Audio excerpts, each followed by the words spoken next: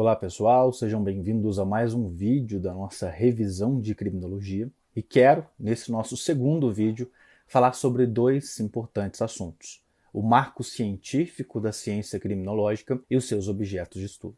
Já vimos naquele vídeo inicial toda a parte introdutória, conceitual, onde a criminologia se encaixa na chamada tríade das ciências criminais e quais são seus métodos. E agora vamos falar um pouquinho então sobre marco científico e objetos de estudo. Estabelecer o marco científico é dizer onde inaugura a etapa genuinamente científica da criminologia. E o que é ser genuinamente científico? É ter metodologia própria, sistematização própria, conhecimento próprio. E para a doutrina, a criminologia alcança a sua autonomia científica quando passa a adotar pela primeira vez o método empírico. E esse marco científico é estabelecido em 1876 pela doutrina majoritária com a obra O Homem Delinquente de Cesare Lombroso, precursor da escola positiva-positivista. Apesar de nós termos uma grande obra de referência, a obra dos Delitos e das Penas de Cesare Beccaria ou Cesare Beccaria, em 1764, a doutrina entende que a obra de Cesare Beccaria estava para a escola clássica, ainda na etapa pré-científica da criminologia, porque adotava os métodos típicos do direito penal: normativo, jurídico, lógico, abstrato, dedutivo. Então, para as nossas provas e para o nosso conhecimento compartilhado aqui, o marco científico da criminologia se dá com a obra O Homem Delinquente de Cesare Lombroso, em 1876. Lombroso é conhecido então como o pai da criminologia, justamente porque pela primeira vez, utilizando e usando o método empírico, ele passa a estudar os objetos de estudo da criminologia, em especial o crime e o delinquente. Ok? E vamos falar agora sobre os objetos de estudo. Até o século XX, mais ou menos, a criminologia se preocupava com apenas dois objetos: o crime e o criminoso, o delito e o delinquente. Depois, em especial com o giro sociológico da criminologia, a doutrina entende que hoje nós temos quatro atuais objetos de estudo: delito, delinquente, vítima e controle social. Então, se cair em sua prova quais são os atuais objetos de estudo da criminologia, são quatro: delito, delinquente ou crime, criminoso, vítima e controle social. Com relação ao conceito de delinquente, ele mudou muito no decorrer das teorias e escolas criminológicas. Para os clássicos, o delinquente era aquele pecador que optou pelo mal. Era aquele ser que, dotado de vontade racional, optou por cometer um crime. E, portanto, para os clássicos, entendia-se que o crime era uma quebra do pacto social, era uma quebra do contrato social. Sim, aquele contrato social de Rousseau que nós já estudamos durante o período escolar. Para a escola positiva-positivista, que enxergava no criminoso alguém anormal, alguém clinicamente observável, a doutrina aponta que um conceito de delinquente para os positivistas, e em especial aos positivistas italianos, Lombroso, Ferri e Garofalo, o conceito de delinquente seria aquele indivíduo prisioneiro de sua própria patologia ou de processos causais alheios, ou seja, aquele que é clinicamente observável, ou por uma patologia biológica, ou por uma anomalia do senso psíquico ou moral. O criminoso era, para os positivistas, alguém anormal. Para a escola correcionalista, que não tem grande influência no Brasil, influencia outros países da América Latina, o delinquente era um animal inferior, era um ser inferior, um débil, e por isso ele precisava de uma orientação e proteção do Estado. De forma superficial, para a teoria marxista, quem é culpável pelo delito é a própria sociedade, em razão da adoção do modo de produção capitalista. E para a doutrina, um conceito atual, mais abrangente, mais genérico, misturando com as modernas teorias criminológicas, de delinquente seria o seguinte: indivíduo que está sujeito às leis, podendo ou não segui-las por razões multifatoriais e nem sempre assimilados por outras pessoas. Ou seja, é aquele que descumpre as normas, pratica um crime por uma infinidade de razões e de motivações. E nem todos são capazes de assimilar essa questão, trabalhando até um pouquinho a ideia da inimputabilidade. O segundo objeto de estudo é o delito. E o delito para a criminologia não tem o mesmo conceito do delito para o direito penal. Delito para a criminologia é aquela conduta com incidência massiva na população, capaz de causar dor, aflição e angústia, e persistente no espaço e no tempo. Sérgio Salomão Checada traz 4 características de delito para a criminologia. É importante que vocês saibam disso. Incidência massiva na população, ou seja, o crime não pode ser um fato isolado. O crime tem que acontecer de forma significativa na sociedade. Segunda característica, o crime tem que causar uma aflição, uma angústia, a chamada incidência aflitiva.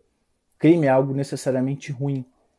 Então tem que causar algum tipo de sofrimento, dor, aflição, angústia, quer a uma pessoa individualmente considerada ou a um senso coletivo, por exemplo, um crime ambiental, que fere o ecossistema como um todo e acaba atingindo os nossos sentimentos, a nossa aflição, angústia, etc. O crime tem que ter, além da incidência massiva na população, incidência aflitiva, persistência espaço-temporal. Tem que acontecer com certa regularidade no espaço e no tempo. E Shekar aponta que, além dessas três características, deve haver um inequívoco consenso da sua necessidade de intervenção ou das suas formas de intervenção. Em resumo, além das três primeiras características, um consenso da necessidade que aquela conduta ganhe o status de conduta criminosa. Por exemplo, e esse é o exemplo citado pelo autor, o uso do álcool. Tem incidência massiva na população, tem incidência aflitiva, vários estudos apontam que o álcool é mais nocivo que várias drogas ilícitas, tem persistência espaço-temporal, mas não tem esse inequívoco consenso de que a melhor forma de lidar com o uso do álcool é criminalizando essa conduta, é dando um desvalor adicional a ela.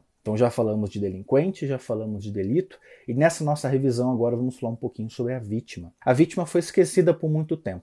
Por muito tempo, o Estado ignorou a presença da vítima no binômio quem pune e quem é punido. E nós enxergamos três períodos históricos bem delineados a respeito da vítima. O primeiro período, que começa nos primórdios e vai até o fim da Alta Idade Média, é o período de protagonismo, a idade de ouro da vítima. Lei de talião, olho por olho, dente por dente. Vingança privada, autotutela. Se alguém arrancasse o meu braço, eu tinha o direito como vítima de arrancar também o braço desse agressor, onde a vítima tinha o ius puniendi, o direito de punir, o direito de agir pelas suas próprias razões. Com o fim da Alta Idade Média, nós passamos a ter um período de neutralização e esquecimento da vítima. A vítima foi deixada de lado e o Estado assumiu o monopólio da punição, ignorando a presença da vítima, não se preocupando com a reparação dos danos, com o que a vítima sentia ou de que forma a vítima poderia ter contribuído para alguma incidência delitiva. Esse período vai até mais ou menos os ideais do liberalismo, Código Penal francês, para chegarmos no momento atual, um momento de redescobrimento, revalorização da vítima, principalmente no período pós-guerra, em razão das atrocidades que foram cometidas. O Estado passa a enxergar mais a vítima, passa a trazer a vítima para a discussão do conflito criminal. Temos no Brasil várias iniciativas legais que dão esse contorno mais humano à vítima. Por exemplo, a Lei dos Juizados Especiais Criminais, 9.099 e 95, e a própria Lei Maria da Penha. Ainda em vítima, tema que cai bastante em prova são os tipos ou processos de vitimização. Vitimização é o sofrimento suportado pela vítima em razão de um evento traumático. E aqui, para a gente na criminologia, esse evento traumático é o crime. E aí divide-se em vitimização primária, secundária, terciária e até mesmo quaternária. O que seria vitimização primária? É o sofrimento suportado pela vítima em razão dos efeitos diretos e indiretos da conduta criminosa. Então todo efeito que é direto ou indireto da conduta do criminoso é vitimização primária. Exemplo, eu fui roubado. Além da minha redução patrimonial, eu tenho um efeito psicológico, um trauma psicológico em razão da conduta do criminoso. Vitimização primária. A vitimização secundária é o sofrimento suportado pela vítima em razão da burocratização estatal, principalmente nas fases de inquérito e processo, além de ser considerado também como vitimização secundária o mau atendimento estatal. Então, por exemplo, uma vítima de crime sexual, ela tem que contar e recontar a sua história para diversos atores de persecução penal. Começa contando lá para o policial que foi atender a ocorrência, depois na delegacia para o delegado de polícia, na fase processual, na audiência ao promotor, ao judiciário e aos advogados de defesa. Ela tem que submeter ao exame de corpo de delito, tem que submeter às técnicas de defesa. E às vezes a vítima, quando vai ser atendida em alguma repartição estatal, ela é novamente vitimizada.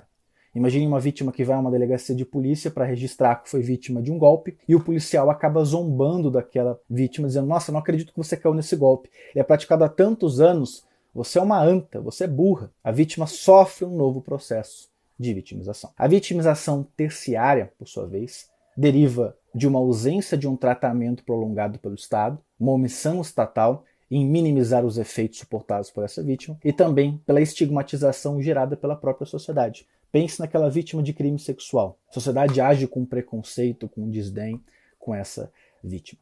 Há quem diz também a existência de uma vitimização quaternária, que seria o medo das pessoas se tornarem vítimas de um delito. Ok? E aí, por fim, para fechar o nosso vídeo, o quarto e último objeto de estudo da criminologia, do controle social. Controle social é composto por aquelas instituições que regulam os nossos comportamentos desde a infância para que eles sejam adequados à convivência harmônica. Divide-se ou subdivide-se em dois aspectos: controle social informal e controle social formal.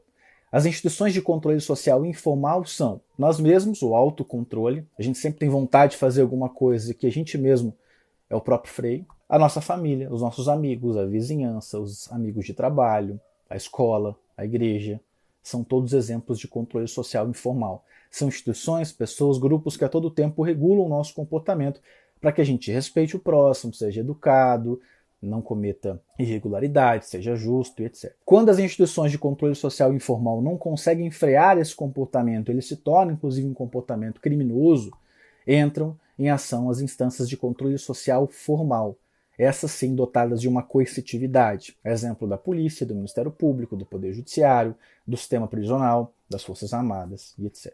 Quanto mais forte for o controle social informal, quanto mais forte a relação entre as pessoas, isso é muito comum em cidades, em pequenas comunidades, menos ou menor é a necessidade de intervenção do controle social formal.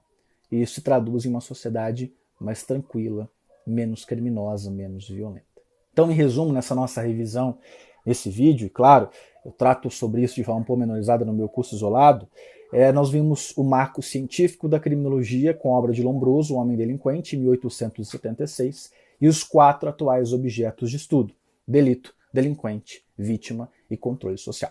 Ok? Até a nossa próxima revisão. Curtam, compartilhem, marquem os amigos e nos ajudem para que esse vídeo tenha um bom número de visualizações. Ok? Um abraço e até a próxima oportunidade. Tchau, tchau.